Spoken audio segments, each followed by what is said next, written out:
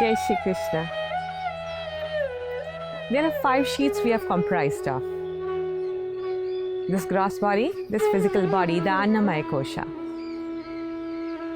Then comes the Pranamaya Kosha, the vital airs, without which we don't exist. Then comes Manomaya Kosha, the mind. So if you imagine various concentric circles around us, so this is the Annamaya Kosha, and then the Pranamaya Kosha, beyond that the Manomaya Kosha, which is thought, and beyond that is the Jnana Vijnanamaya Kosha. Beyond that, the sheet of joy.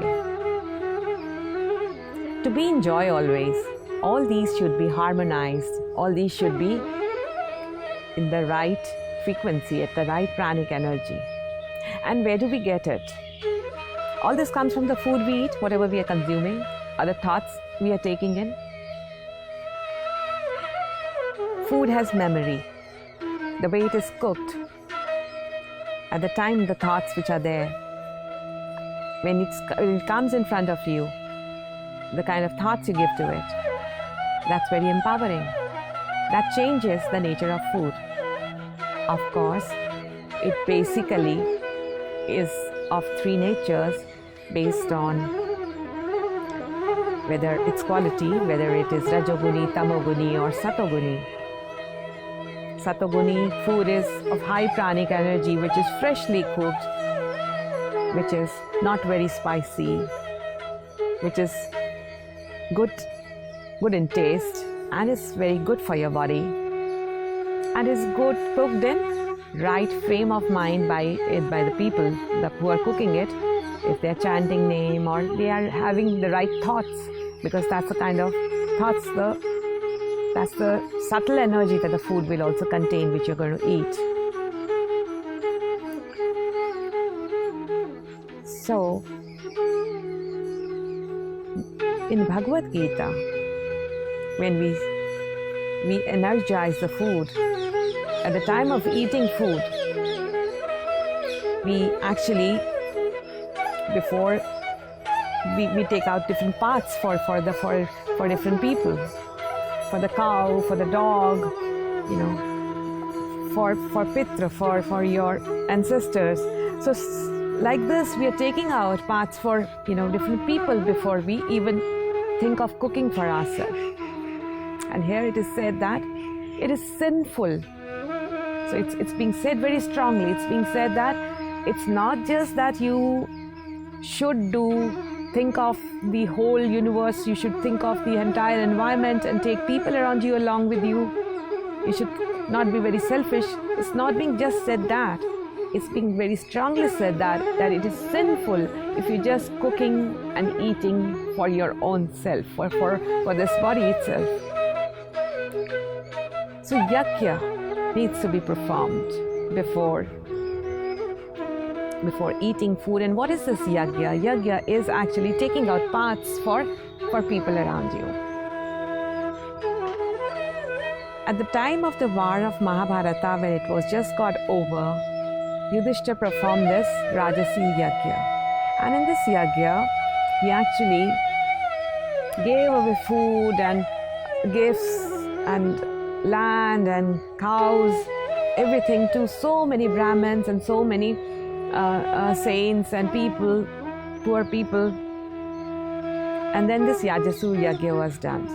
And there was a mongoose around, and in the fire, after the fire, there is where this in that fire of that yajna, when the dust is just left after ashes of the fire, the mongoose rolls itself in that place, and when it rolls itself in those ashes, part of it becomes of gold.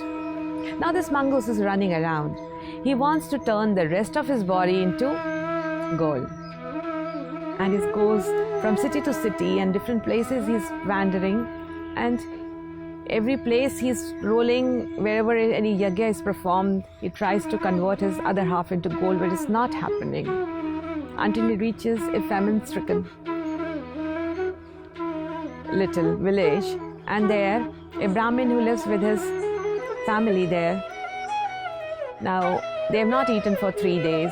A little amount of grains which was just left, they today cooked it, and the Brahmin created parts for the cow, parts for the dog, and everybody. And after keeping those parts aside, he gives those portions to from the left out portions he's giving to his family, and he keeps a portion for himself thereafter.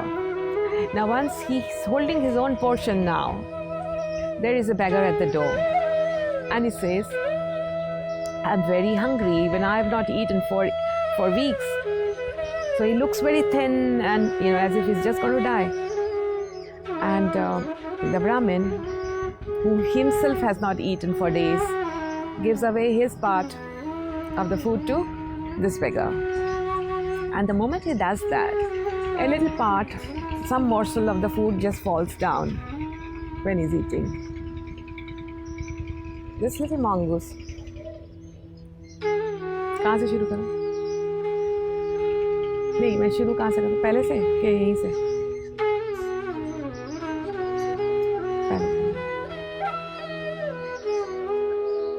So the Brahmin now, he just has his portion, and this beggar comes to the door. This beggar, he's very thin and he's not eaten for weeks. He says, I'm very hungry, please give me something to eat.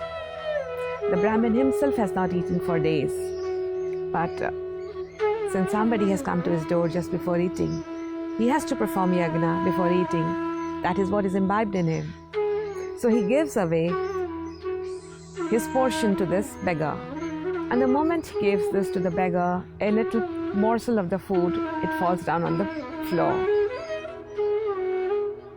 The mongoose who's watching this, he actually rolls on the doorstep of this Brahmin, and his other half turns into gold. So this yagna was equivalent to that huge yagna which Yudhishthir had performed. And this gets imbibed in us day in and day out. Whatever little we can do, whether giving handful for the ants or a handful for the birds.